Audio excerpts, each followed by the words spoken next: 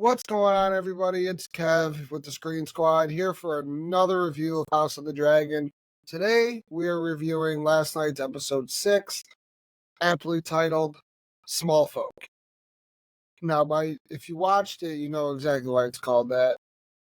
This episode really focused on the people of King's Landing more than it did the royal families. Like, it shows the royal families, obviously, where it needs to be shown. But it was all about really how the small folk are handling the royal family, not really caring about them all that much. Now, my previous reviews of House of the Dragon second season, I've complained decently that the balance between talky scenes and action seemed off compared to Game of Thrones.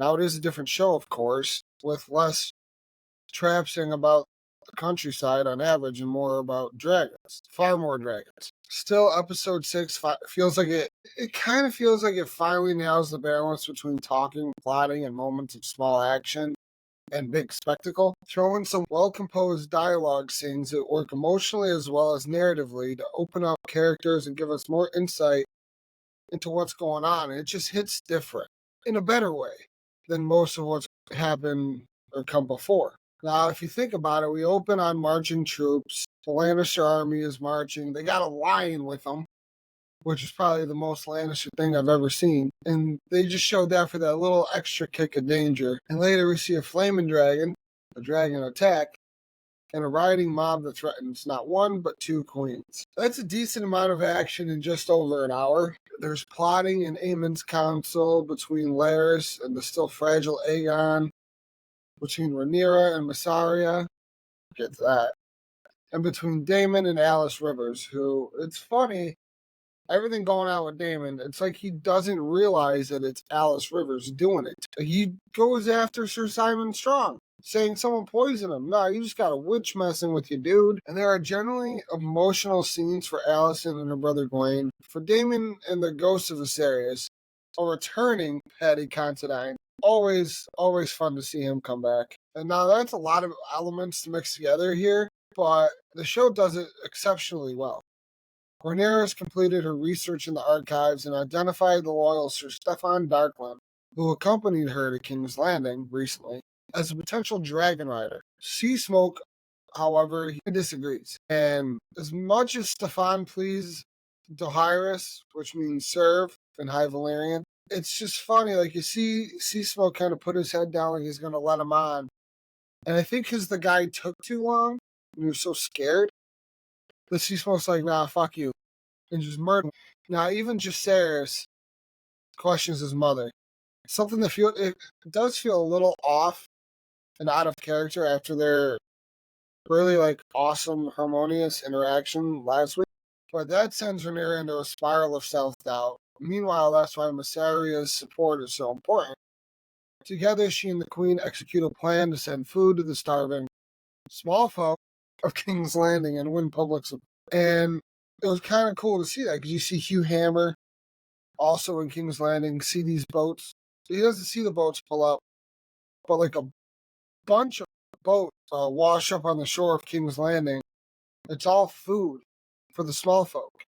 Because Rhaenyra knows that they're starving because Aemon and previously Aegon were just throwing these lash parties inside of the Red Keep and using all the food, not leaving any food for any of the people that actually live beneath them in the villages and the towns. And you see it land some big public support. After Mysaria shares her tragic origin story, though, it's genuinely upsetting. Rhaenyra impulsively hugs her, but then the embrace turns into something else. Yeah, there's a romance I did not see coming. But it shows how times have changed, and they begin to kiss, make out. Right, her Kingsguard comes into the room and tells her that Seasmoke was just seen flying with potentially a rider on his back, to which she immediately runs out and jumps on her dragon. But in other places, Daemon is still tripping balls at Harrenhal, and he's increasingly tormented by his visions. He plays out some of his worst moments with his brother Viserys again, though he seems to take control of one of the visions this time and be a better brother. He threatens poor Simon Strong, like I said. He suspects that he's poisoning him, yet he trusts Alys Rivers to give him advice and counsel, despite the episode saying almost outright that she poisoned old Grover Tully and removed the dying Lord Paramount from the Riverlands to clear the way for Daemon. Meanwhile, poor Alicent. Alicent Hightower's had a very, very bad time. She's kicked off the small council by Aemon's just flexing all of his muscles all over the place. And while Alicent and Helaena are visiting the Sept, they're attacked by a hungry mob.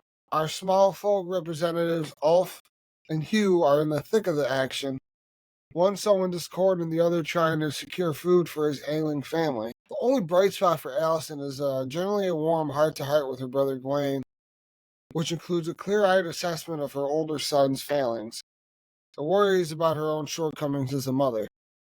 And it's a rare thing to see Alicent with her guard down so heavily, and Cook plays it well. Aemon also orders Sir Crispy off to Harrenhal to meet Daemon and execute a pincer attack with Lord Jason Lannister. He's the guy with the lions. And though it's by no means clear that the latter will march without Aemon himself and Vhagar in support, there's also this really funny scene where Aemon is hinting at getting his own hand to the king, and he looks over at Sir Larys and basically says, "I choose you," and before he gets to finish the sentence, before that, Larys is like hinting at, you need someone who is unbiased, isn't going to push you in one direction or not, basically like hyping himself up for the role. And when Aemon says, "I choose you," but he doesn't get to finish the sentence, Larys is like, "Oh, my lord, or my grace, thank you, this is a role I never thought I'd be in." And he goes, "Not you, you toad." Like, he called him a toad. He called Larys a toad. He basically wants him to go find his grandfather, Sir Otto Hightower, and bring him back to the Red Keep so he could be handed the king, Prince Regent, whatever you want to call it. It's just so funny that Larys gives me Littlefinger vibes, with how he's always plotting. Sometimes it just doesn't work out the way he wants. But, yeah, he instructs him to fetch Otto Hightower, who is unreachable. No one can get a hold of the guy. He was supposed to go back to Old Town. Hasn't been heard from, hasn't been seen. And I saw something that said, "Oh, what if he's dead?" Nah, I think Otto is plotting. And I think he's going to have a big, moment of return. Almost to that Tywin Lannister's big, "I'm here" during the Battle of Blackwater Bay, back in Game of Thrones. And it's just going to shake up and change the landscape of everything when he shows up and basically wins a fight for his family. But Aegon, our Kentucky Fried King, has regained consciousness, but wisely tells his brother that he doesn't remember anything about the attack. That's him immediately sensing that Aemon could straight up murder him for the throne while he lies unconscious. Once again, we see Alan, the bastard son of Corlys Velaryon, along with Corlys Velaryon, who's asked Alan to serve as first mate on his newly refurbished ship. When he tries to object, Corlys makes it an order. Alan later states that what his issue is, he resents that Corlys will never acknowledge him or his brother Adam as his sons. And this is based on explicit confirmation of what we'd already guessed, but now they're just kind of saying it, nailing it on the head. But that position may not stick. Soon after Adam is chased by a frustrated Sea Smoke, the dragon clearly discussed it with the rider who was offered to him, and he, Dracarys his ass.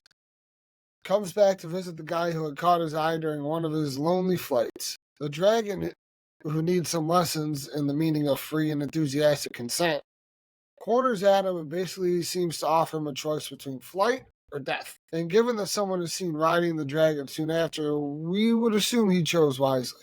But this episode really teases big things for the future, and is surely one being Adam on Sea Smoke's back, which means that his parentage will inevitably come out and open the way for other Targaryen and Valyrian bastards to become dragon riders.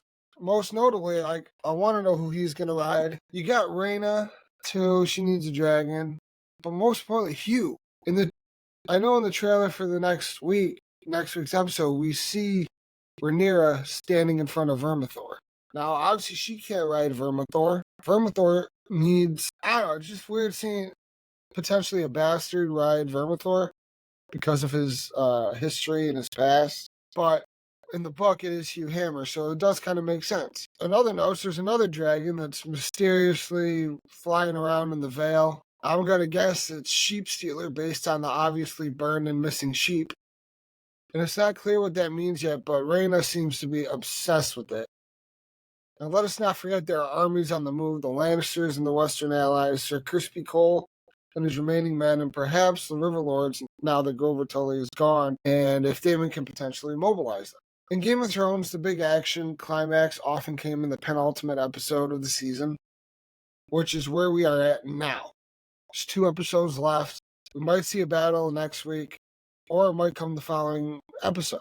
Remember that season 1 of this show peaked when Vhagar and Aemon took flight and took down Lucerys and Arax. But either way, it won't come out of nowhere. There's a palpable sense that events are building to a confrontation now, not just treading water.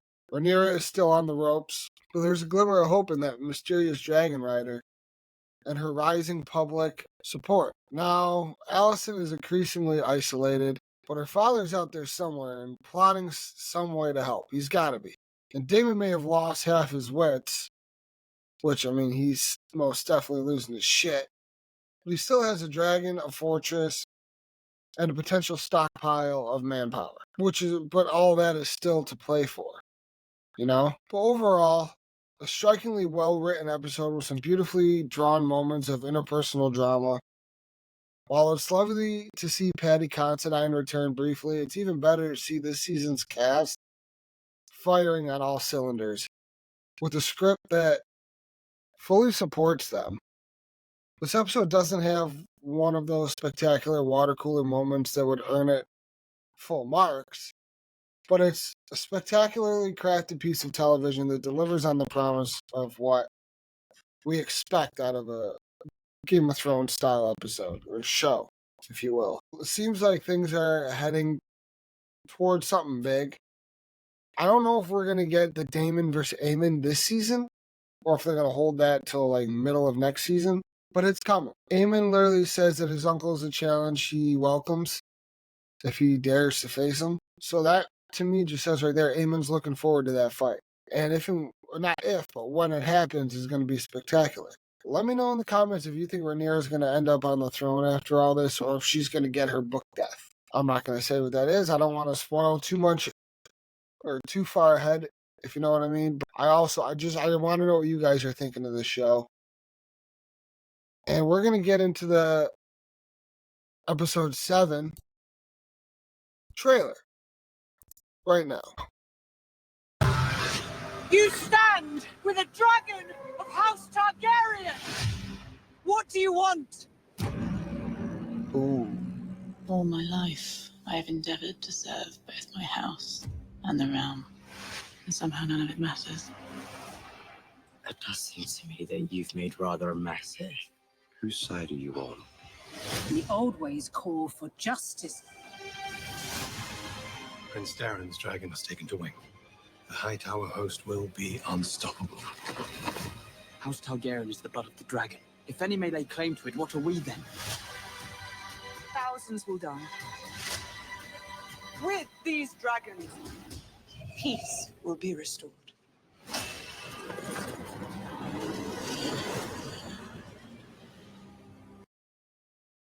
Wow. All right.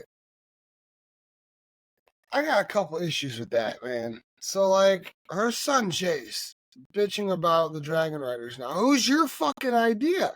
You brought this idea to your mother, saying maybe more than just royal family members can ride dragons. It was your idea to try bastards. Him bitching at his mom now, it's getting annoying. Like, other than that, the show is really, really, really amazing. I'm putting it up there with Game of Thrones, honestly. It's got its own vibe, while still sticking to all the things we loved about the original series. But I'm loving what Aemon is doing. He's so evil. I root for the bad guys. I'm not rooting for Team Green. I am not rooting for Team Green. I am a Rhaenyra faithful. I respect that family. I hope her and Mysaria become happy together in Daemon's absence. I wonder what... Maybe he's going to come back wanting a little ha with both of them. It'd be kind of ironic to see any of that happen while all the dragons are killing each other. But we'll see what happens. Also, there was a moment in the episode when Alicent and Helena are fleeing the sept, and a man tries to grab her arm, and that dude from the Kingsguard just chops the hand right off. And Alicent is in the carriage, like looking at her arm, like, oh my god, I got blood on me. That's what happens when you don't feed your folk. But with that being said, I hope you guys enjoyed this review. I thought the episode was a solid 9 out of 10. I loved it. I'll put it up there with the Red Dragon and the Gold, even though 2 totally different vibes as far as episodes go. But with 2 episodes left, it's getting... shit's got to start picking up again. Next week, I will not be doing a review. I will be the penultimate episode with the finale and doing an extra long review the following week, as I will be on vacation. Stay tuned for some more epic content on this channel. Me and Andy cooked up a surprise for you guys. I hope you guys enjoy it all. With that being said, I'm Kev with the Screen Squad saying peace. Damn.